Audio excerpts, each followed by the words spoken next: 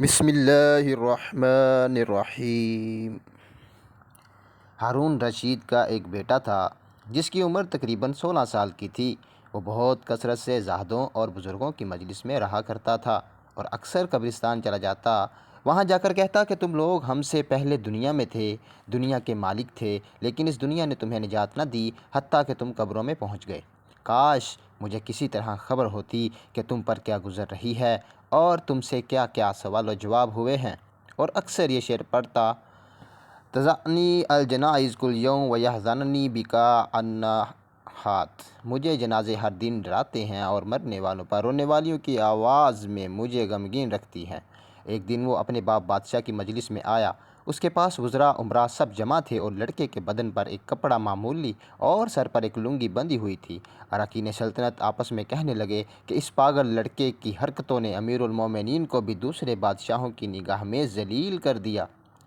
اگر امیر المومنین اس کو تنبیہ کر دیں تو شاید یہ اپنی اس حالت سے باز آ جائے۔ امیر المومنین نے یہ بات سن کر اس سے کہا کہ بیٹا، تو نے مجھے لوگوں کی نگاہ میں ذلیل کر رکھا ہے۔ اس نے یہ بات سن کر باپ کو تو کوئی جواب نہیں دیا، لیکن ایک پرندہ وہاں بیٹھا تھا۔ اس کو کہا کہ اس ذات کا واسطہ جس نے تجھے پیدا کیا، تو میرے بازو پر آ کر بیٹھ جا۔ وہ پرندہ وہاں سے اٹھ کر اس کے ہاتھ پر آ کر بیٹھ گیا، پھر کہا اب اپنی جگہ چلا جا۔ وہ ہاتھ پر سے اٹھ کر اپنی جگہ چلا گیا۔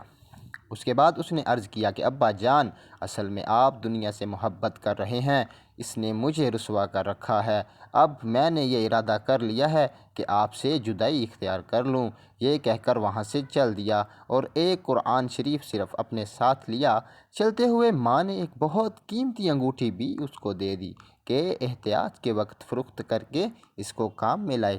وہ یہاں سے چل کر بصرہ پہنچ گیا اور مزدوروں میں کام کرنے لگا۔ ہفتہ میں صرف ایک دن شنبہ کو مزدوری کرتا اور 8 دن تک وہ مزدوری کے پیسے خرچ کرتا اور 8ویں دن پھر شنبہ کو مزدوری کر لیتا اور 1 درہم اور 1 دانک یعنی درہم کا چھٹا حصہ مزدوری لیتا۔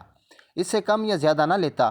1 دانک روزانہ خرچ کرتا۔ ابو عامر بصری کہتے ہیں کہ میری ایک دیوار گر گئی تھی، اس کو بنوانے کے لیے میں کسی معمار کی تلاش میں نکلا۔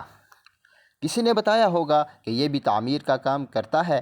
میں نے دیکھا کہ نہایت خوبصورت لڑکا بیٹھا ہے، ایک زنبیل پاس رکھی ہے اور قرآن شریف دیکھ کر پڑھ رہا ہے۔ میں نے اس سے پوچھا کہ لڑکے مزدوری کرو گے؟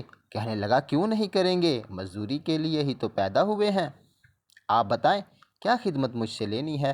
میں نے کہا غار مٹی کی تعمیر کا کام لینا ہے۔ اس نے کہا کہ 1 درہم اور 1 دانک مزدوری ہوگی اور نماز کے اوقات میں کام نہیں کروں گا، مجھے نماز کے لیے جانا ہوگا۔ میں نے اس کی دونوں شرطیں منظور کر لیں اور اس کو لا کر کام پر لگا دیا۔ مغرب کے وقت جب میں نے دیکھا تو اس نے 10 آدمیوں کی بقدر کام کیا۔ میں نے اس کو مزدوری میں 2 درہم دیے۔ اس نے شرط سے زائد لینے سے انکار کر دیا اور 1 درہم اور 1 دانک لے کر چلا گیا۔ دوسرے دن میں نے پھر اس کی تلاش میں نکلا، وہ مجھے کہیں نہ ملا۔ میں نے لوگوں سے تحقیق کیا کہ ایسی ایسی صورت کا ایک لڑکا مزدوری کیا کرتا ہے، کسی کو معلوم ہے کہ وہ کہاں ملے گا؟ لوگوں نے بتایا کہ وہ صرف شنبہ ہی کے دن مزدوری کرتا ہے، اس سے پہلے تمہیں کہیں نہیں ملے گا۔ مجھے اس کی کام کو دیکھ کر ایسی رغبت ہوئی کہ میں نے 8 دن کو اپنی تعمیر بند کر دی اور شنبہ کے دن اس کی تلاش میں نکلا۔ وہ اس طرح بیٹھا قرآن شریف پڑھتا ہوا ملا۔ میں نے سلام کیا اور مزدوری کرنے کو پوچھا۔ اس نے وہی پہلی 2 شرطیں بیان کیں، میں نے منظور کر لی۔ وہ میرے ساتھ آ کر کام میں لگ گیا۔ مجھے اس پر حیرت ہو رہی تھی کہ پچھلے شنبہ کو اس اکیلے نے 10 آدمیوں کا کام کس طرح کر لیا، اس لیے اس مرتبہ میں نے اسے چھپ کر کہ وہ مجھے نہ دیکھے اس کے کام کرنے کا طریقہ دیکھا تو یہ منظر دیکھا کہ وہ ہاتھ میں گارا لے کر دیوار پر ڈالتا ہے اور پھر پتھر اپنے آپ ہی ایک دوسرے کے ساتھ جڑتے چلے جاتے ہیں۔ مجھے یقین ہو گیا کہ یہ کوئی اللہ کا ولی ہے اور اللہ کے اولیاء کے کاموں کی غائب سے مدد ہوتی ہی ہے۔ جب شام ہوئی تو میں نے اس کو 3 درہم دینا چاہے، اس نے لینے سے انکار کر دیا کہ میں اتنے درہم کیا کروں گا، اور 1 درہم اور 1 دانک لے کر چلا گیا۔ میں نے 1 ہفتہ پھر انتظار کیا اور تیسرے شنبہ کو پھر میں اس کی تلاش میں نکلا، مگر وہ مجھے کہیں نہ ملا۔ میں نے لوگوں سے تحقیق کیا۔ ایک شخص نے بتایا کہ وہ 3 دن سے بیمار ہے، فلاں ویرانہ جنگل میں پڑا ہے۔ میں نے ایک شخص کو اجرت دے کر اس پر راضی کیا کہ وہ مجھے اس جنگل میں پہنچا دے۔ وہ مجھے ساتھ لے کر اس جنگل و ویران میں پہنچا تو میں نے دیکھا کہ وہ بے ہوش پڑا ہے، آدھی اینٹ کا ٹکڑا سر کے نیچے رکھا ہوا ہے۔ میں نے اس کو سلام کیا، اس نے جواب نہ دیا۔ میں نے دوسری مرتبہ سلام کیا تو اس نے آنکھ کھولی اور مجھے پہچان لیا۔ میں نے جلدی سے اس کا سر اینٹ پر سے اٹھا کر اپنی گود میں رکھ لیا۔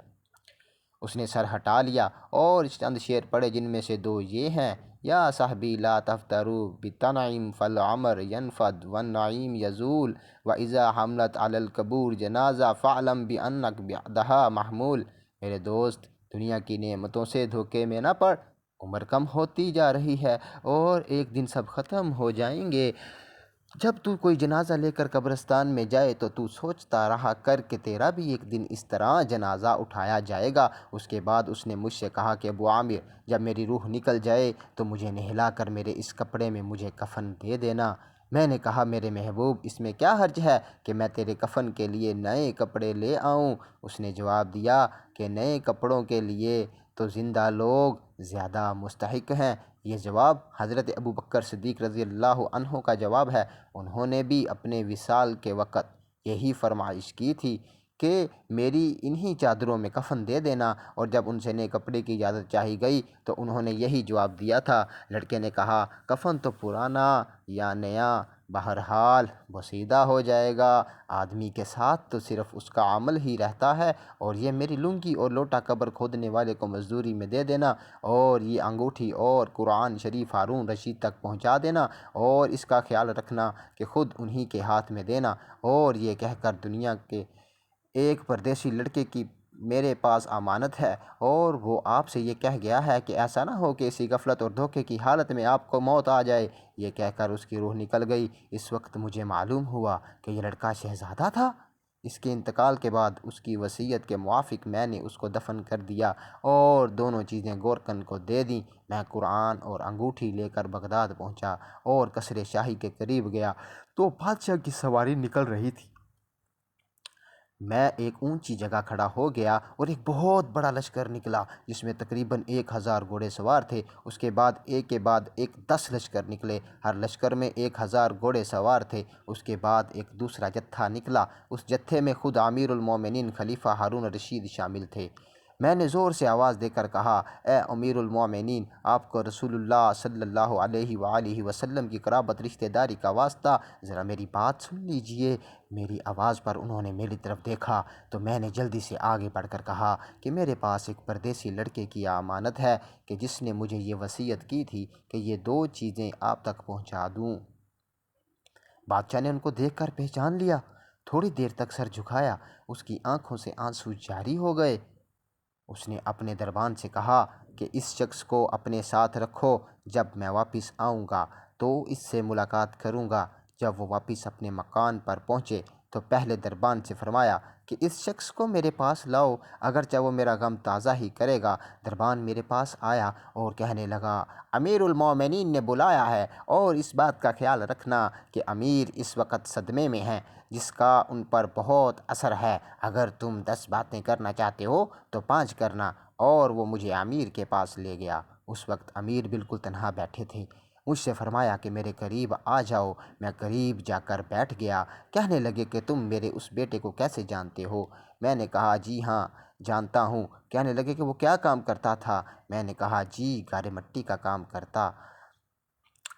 کرتے تھے۔ کہنے لگے کہ تم نے بھی اس سے کوئی مزدوری کا کام کروایا تھا؟ میں نے کہا کہ جی ہاں کروایا تھا۔ کہنے لگے کہ تمہیں اس کا ذرا خیال بھی نہ آیا کہ اس کے حضور اکرم صلی اللہ علیہ وآلہ وسلم سے قرابت تھی؟ یہ حضرات حضور اکرم صلی اللہ علیہ وآلہ وسلم کے چچا حضرت عباس رضی اللہ تعالی عنہ کی اولاد ہیں۔ میں نے کہا امیر المومنین، پہلے اللہ پاک سے معافی چاہتا ہوں، پھر آپ سے معذرت چاہتا ہوں۔ مجھے اس وقت اس بات کا علم نہیں تھا کہ یہ کون ہے۔ مجھے ان کے انتقال کے وقت ان کا حال معلوم ہوا۔ کہنے لگے کہ تم نے ہاتھ سے اس کو غسل دیا؟ میں نے کہا جی ہاں۔ کہنے لگے اپنا ہاتھ لاؤ۔ میرا ہاتھ پکڑ کر اپنے سینے پر رکھ لیا اور چند شعر پڑھے جن کا ترجمہ یہ ہے کہ اے وہ مسافر اس وقت میرا دل پگھل رہا ہے اور میری آنکھیں اس پر آنسو بہا رہی ہیں۔ اے وہ شخص جس کا مقام یعنی قبر دور ہے لیکن اس کا مقام یعنی غم میرے قریب ہے۔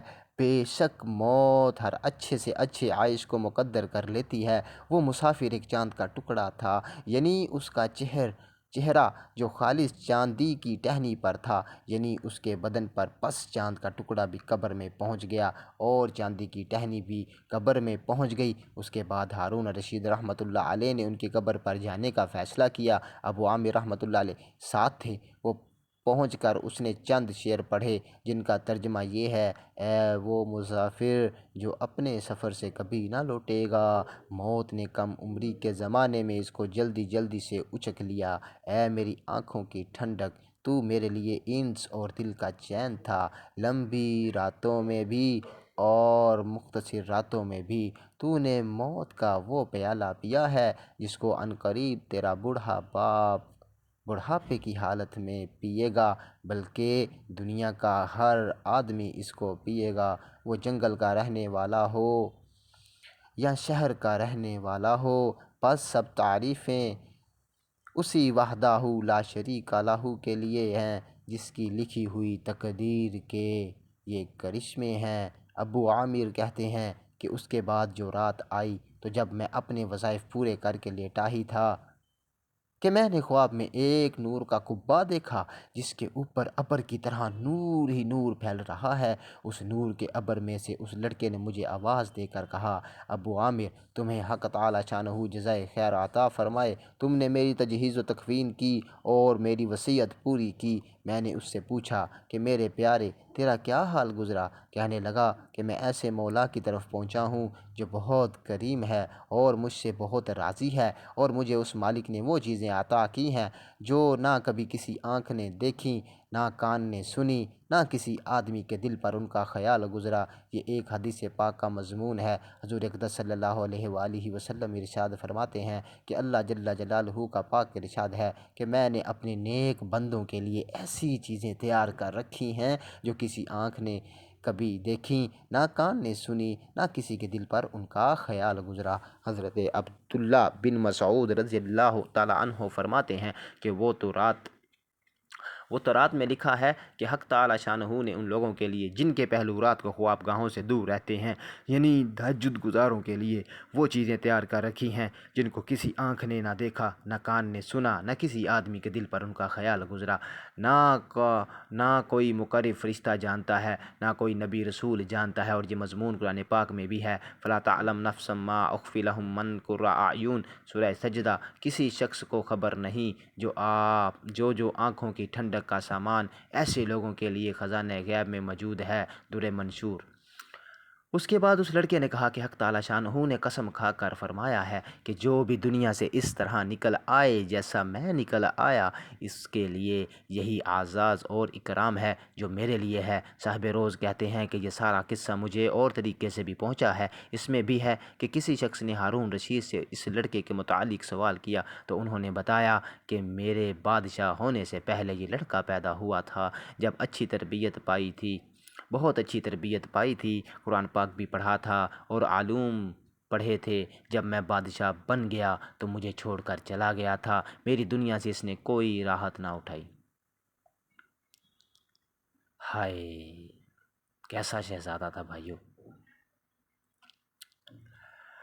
میرے معزز سامعین اکرام، یہ تھی وقت کے بادشاہ اور اس کے بیٹے کی کہانی، ان کی زندگی کا ایک سچا قصہ کہ وہ تھے تو ایک بچے ہی، پر موت کا کتنا ڈر اور اللہ سے اتنی محبت کہ اتنی بڑی بادشاہت کو ٹھکرا کے دور چلے گئے، لیکن وہ اللہ تعالیٰ کے اتنے نزدیک تھے کہ اللہ پاک نے اپنا ولی بنایا۔ اور ہم لوگ ایک گاڑی لے لیں، اس فانی دنیا میں ایک بہترین گھر بنا لیں اور اللہ پاک کی ہر نعمت کھانے کو ملے تو ہم اپنی اوقات اور اللہ کو بھول جاتے ہیں اور تو اور غرور کرتے ہیں۔ اور یہ پوری دنیا کے بادشاہ کے بیٹے کا حال تھا کہ اللہ کے ڈر اور محبت کی وجہ سے سب ٹھکرا دیا۔ میرے بھائیوں اور بہنوں، اگر میری ویڈیو اچھی لگی ہو تو ایک اچھا سا کومنٹ کر کے میری حوصلہ افزائی کرتے جائیں اور میرے چینل کو، میرے پیج کو سبسکرائب کرتے جائیں تاکہ میری نئی اور آنے والی ویڈیوز آپ کو ملتی رہیں۔ بندہ ناچیز کو اپنی دعاؤں میں یاد رکھیے گا۔ ملتے ہیں اگلی ویڈیو میں انشاءاللہ۔ جزاک اللہ خیر۔ اللہ حافظ۔